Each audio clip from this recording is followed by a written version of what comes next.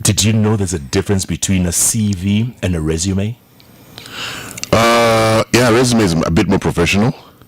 No. Curriculum vitae. Curriculum vitae is like your life story. Is that where people, that's more. Yes. Resume is that one page where you write hobbies include the mountain climbing, riding horses, meeting new people. That one, remove it from your resume. Which I'd like to hear people. Yes. I'd like to be a HR person and ask, so when was the last time you went mountain climbing? Nakakiwewe ni long sikumbukizo terms. And horse racing, what do you call a horse that's not moving? Where HR, where? Did you listen to the Hot Breakfast this morning?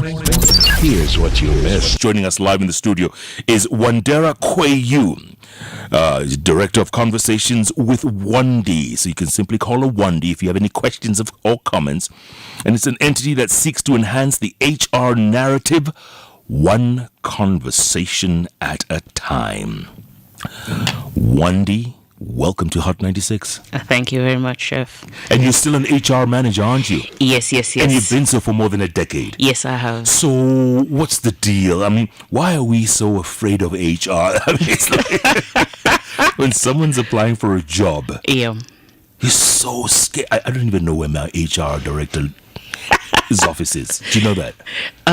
You're not alone, yeah? You're not alone. Quite a number of people have this very stuck-up image of who HR is, and we are expecting us to be, blazers, telling you, hey, don't do that, don't do this, don't do that. Nobody's telling you what to do. So, yeah, I totally understand why quite a number of people are a bit mystified by HR.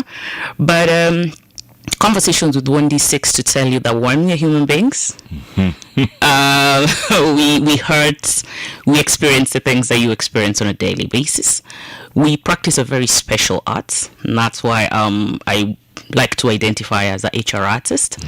We practice a very special art where we're able to take what a conversation needs, what an employee needs, and an employee is a human behind that employee.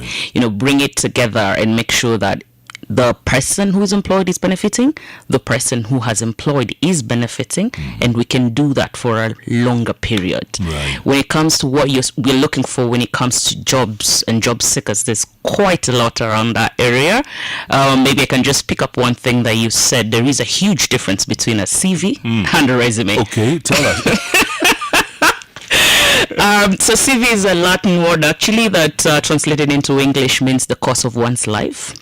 So when you see a lot of professors and very many people in the education sector write you a 32-page CV, that's correct because that was a CV is supposed to be. That's like a memoir. Yes, from what it is that you studied to what you did, what you wrote, every significant aspect of your life is put in there.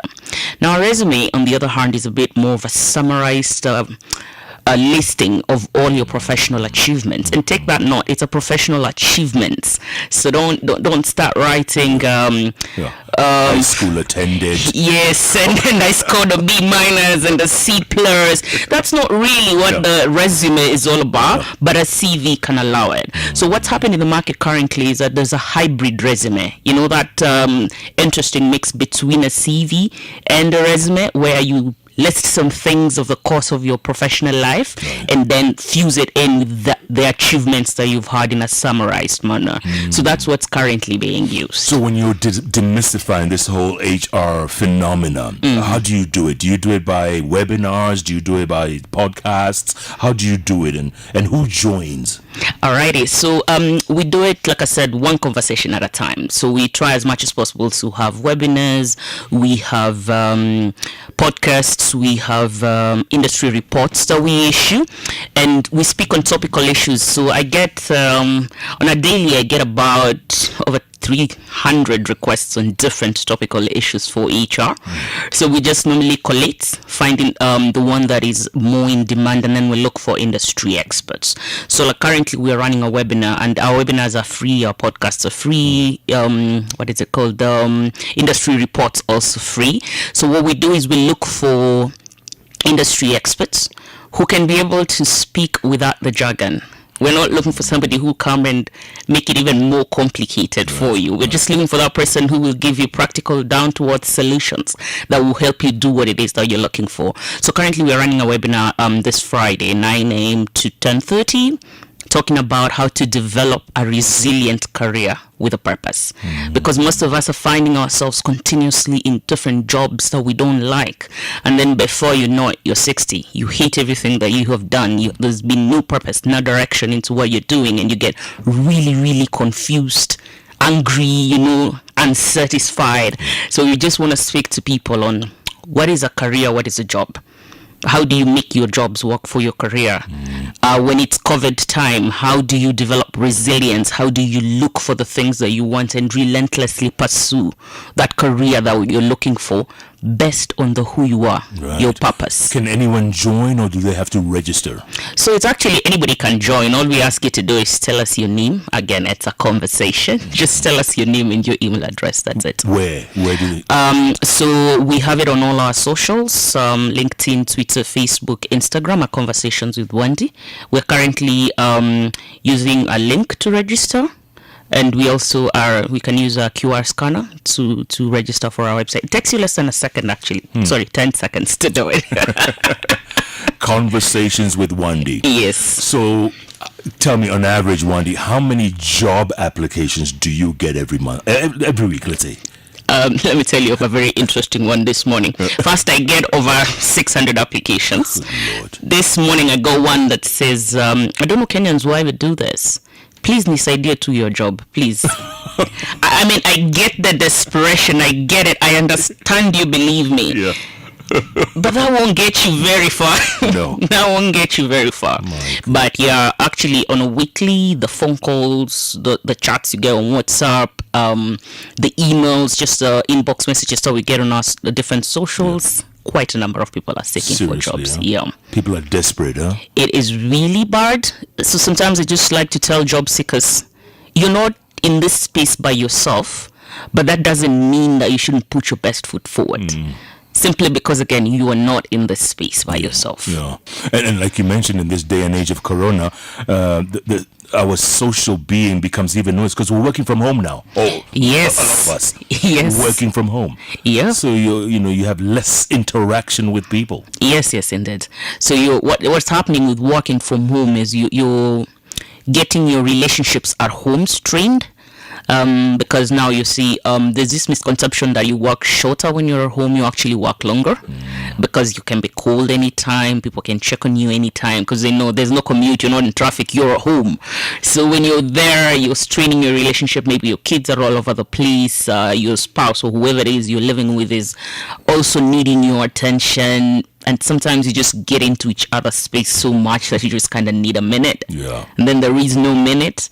And then now work pressure without a minute has been transported into the house, and it's just horrid. It's a terrible experience for quite a number of people right now. That's why mental health cases are rising, huh? Every single day. Good Lord. Okay, for instance, let's say I apply for a job, typical job, typical job seeker. How soon should I expect a reply from you? Or when should I call and follow up? Yeah. So first things first, please read the instructions that have been given to you. If they say apply for a job, the closing date is say the 20th. Don't call on the 19th. I get what you need, but just don't call on the 19th. Yeah? Give it 20th, wait 2 weeks. Generally 2 weeks is a really good time to allow for shortlisting, because again, the other thing that I like to tell job seeker, for every one job that is out there, on average we receive about 600 applications. 600? Yes. For every job that is out there, on average you receive about 600 applications. So give it 2 weeks. Let people read through the applications. Yeah. So now I've applied, and you've called me in, and we've probably had maybe 1 or 2 rounds of interviews. When do I ask about how much I'm gonna make? I like that. The question about pay in Kenya is ridiculous, I have to say. The best way is for jobs to be rated according to their output and what the market is paying for that. I am this proponent who says put the salary in the job call. Put it there. Don't say chief finance officer and you've put in all the works, all the shebang and everything, and I apply, I come 3 rounds of interviews and say this position is only paying 60,000. Don't do that to a job seeker. Just don't do it. Yeah. Let's say you gave him a number. Let's say I was making 125 in the last job. Could the employer check? Some of them do. I don't think for me that's the correct thing to do, because again, asking this question should basically be for testing how well your salary scale is performing in the market, because you need a good salary scale should be positioned properly in the market. So what kind of payer are you as an employer? Do you want to pay in the lower quarter? Do you want to pay as a middle payer or the higher type of pair? So once you have this, you can use these opportunities for survey, but don't use it to stifle people out of a good role. Because I mean, this is Kenya. Sometimes some people have just been down and out on their luck and have been doing some really good things, and they can be able to do good things for you. You cannot tie them down to the bad luck that they have been having. So for me, honesty, genuineness in how you handle your salary scale, I think it's more like a moral obligation, just to do the right thing. Pay where you're supposed to pay. What about age range? For instance, if I apply for a job now, and then when I show up, the room is full of 20-something-year-olds. I'm sure you see a lot of that. I know. Jeff, you know, the thing that people forget is that surveys in the early 2000s used to say, actually in the early 2000s, they'd be like, by 2020, millennials will be 70% of the workplace, 50% in the workplace. This is 2021. So they are there. Yes. Ageism is a thing right now.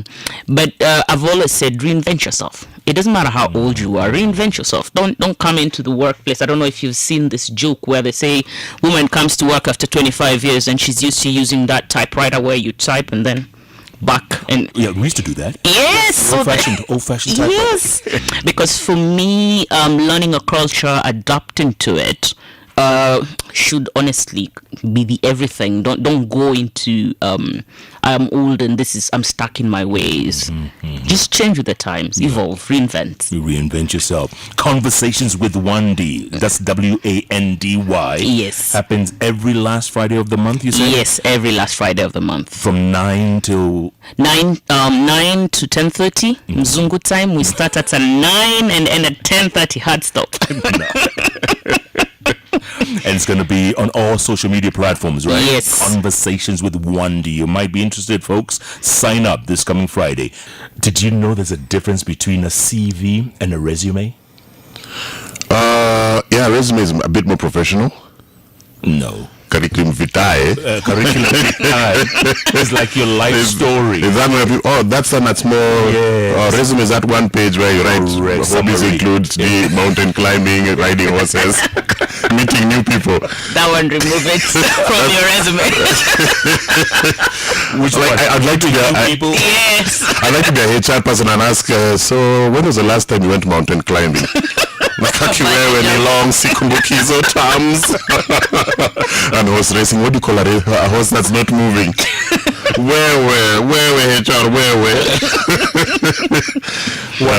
Do hobbies help at all? Because I find that very hard. I like cats. We don't have any cats here at Hot 96, so what else can you do? Meet new people, how? I've watching murder investigations. Then you don't have a good certificate of good conduct. Like, why don't you have it? No, I was being investigated once. That's why I like watching murder investigations. Yeah. Wandy, what's the percentage of people who actually get called in? Because, when you get called in, you're talking about selling yourself. Yes. When you get time, you read through them and you notice on page 2, they hit gold. But then again, 6 to 10 seconds. Start strong. It's a lot of pressure, huh? That's a lot of pressure. But I think we did good if we are here. We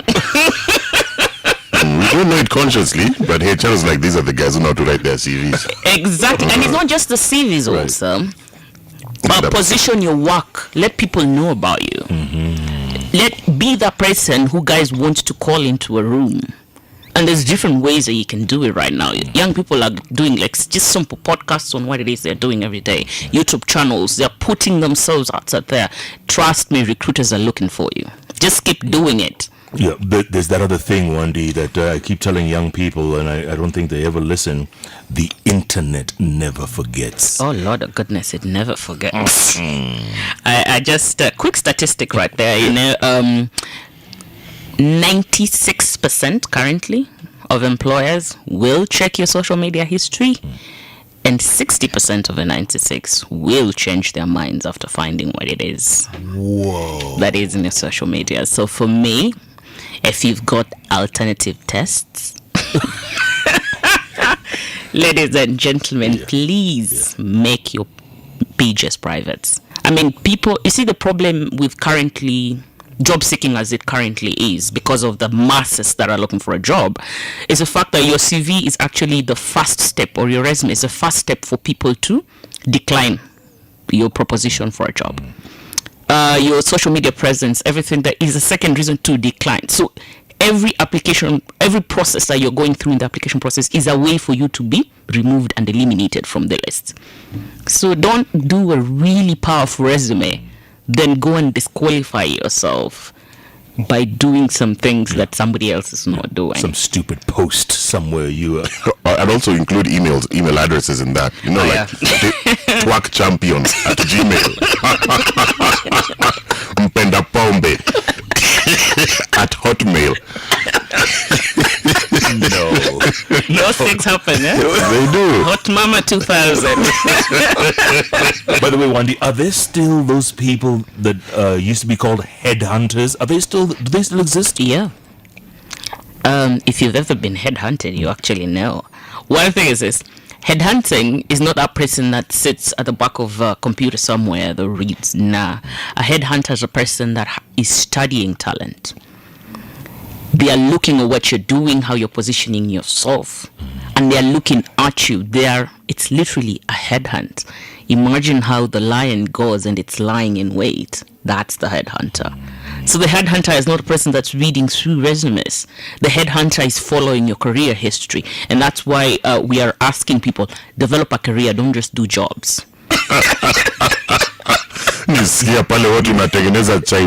Question, is there a limit to the time one should be in a job? You wake up and it's 20 years later, and you're like, gee, I'm still here? You should also look at pension, eh? Well, kama wewe sasa utatoka hapo uende wapi? That's what I'm asking. Na wewe? Hata ndio retirement.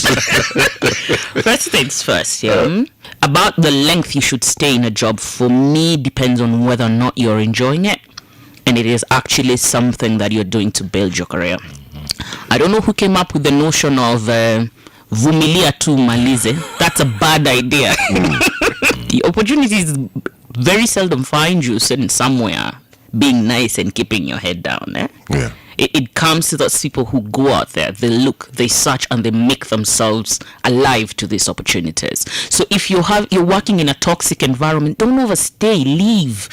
If you're not enjoying your job, reposition yourself, repurpose yourself, look for other kind of things. But if you're having fun, that is your passion, this is how you self-express, stay as long as you can. Deep.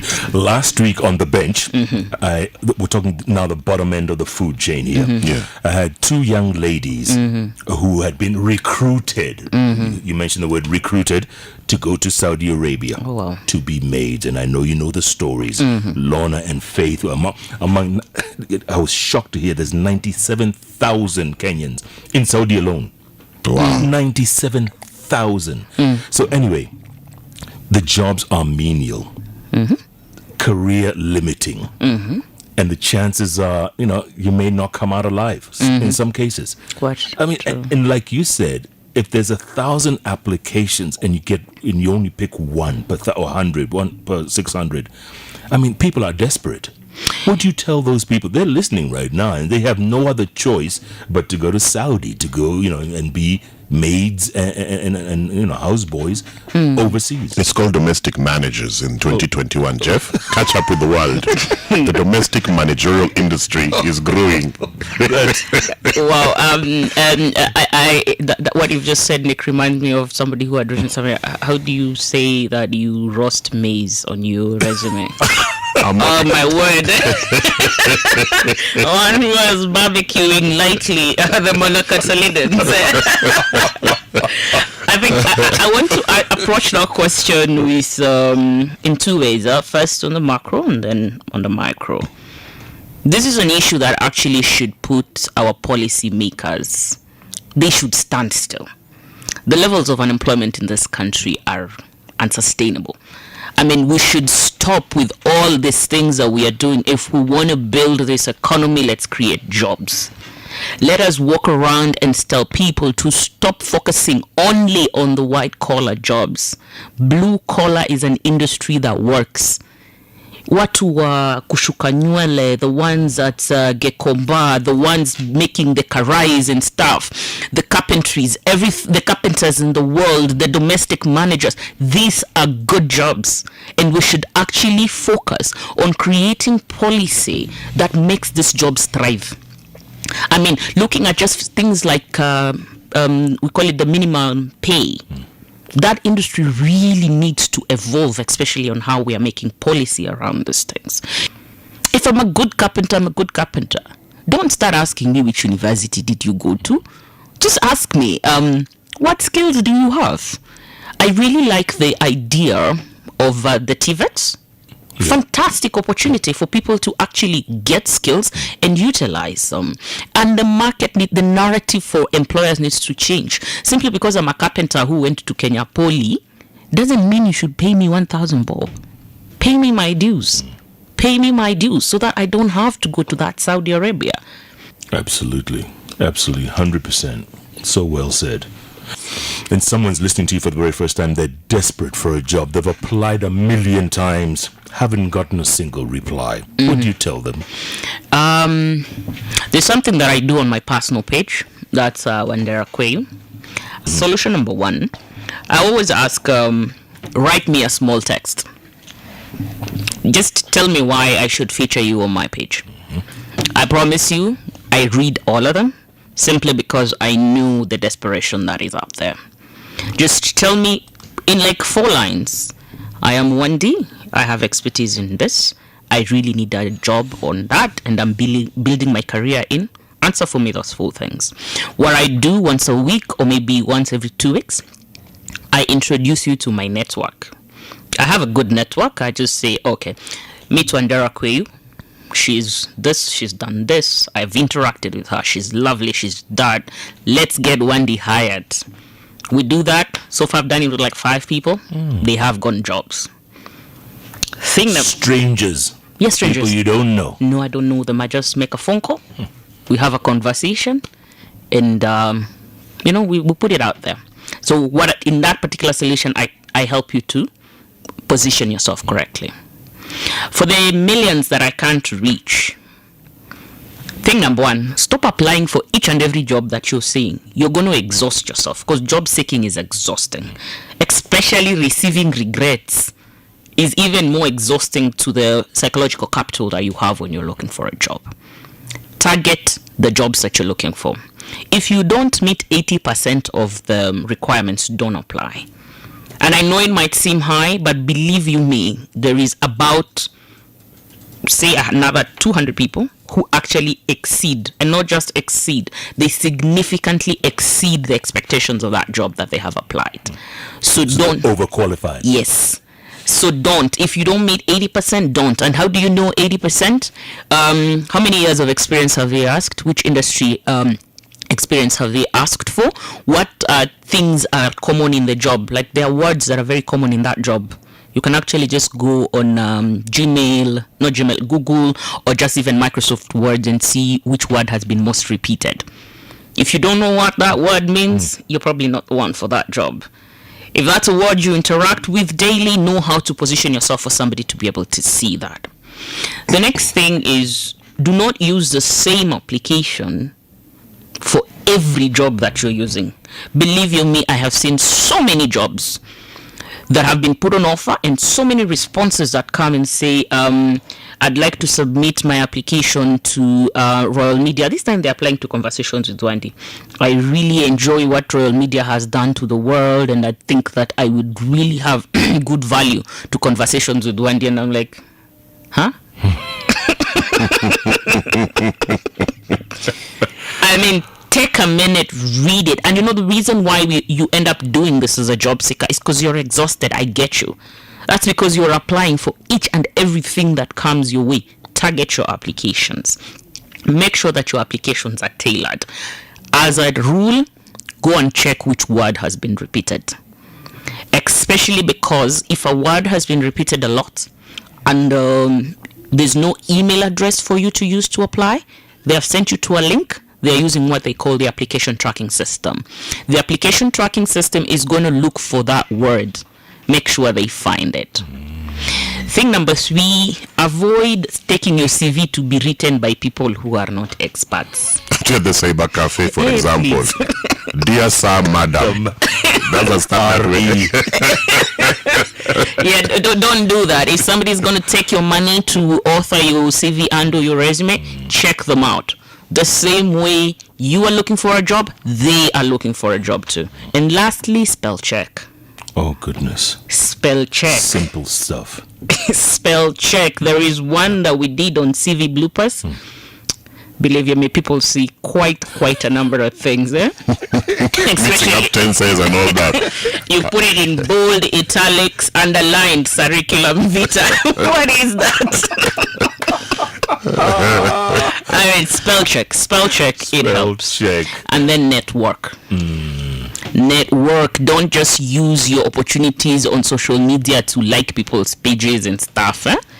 Network. Say things of value. Let somebody remember they read something about you somewhere. Right. Network. That's where your net worth is coming from. And don't say, I remain yours faithfully. No. I remain yours faithfully, yours truly, Jeff Kweyu.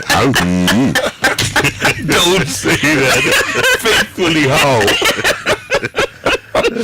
All right, folks, don't forget this coming Friday, Conversations with Wandy. My goodness, you know it's 8 o'clock already. Oh, wow. This conversation has flown. Well done. This is a great topic. Thank you. Wanderi Kweyu. Yes. We appreciate it. And all social media platforms, Conversations with Wandy, WANDY. Yes, indeed. And it's happening this coming Friday and every last Friday of the month. Check it out, folks. It may change your life. This could be the game changer. It's been a pleasure, Wandy. Thank you very much. I've enjoyed you. Yours faithfully. All right. I remain sincerely yours. With decision makers.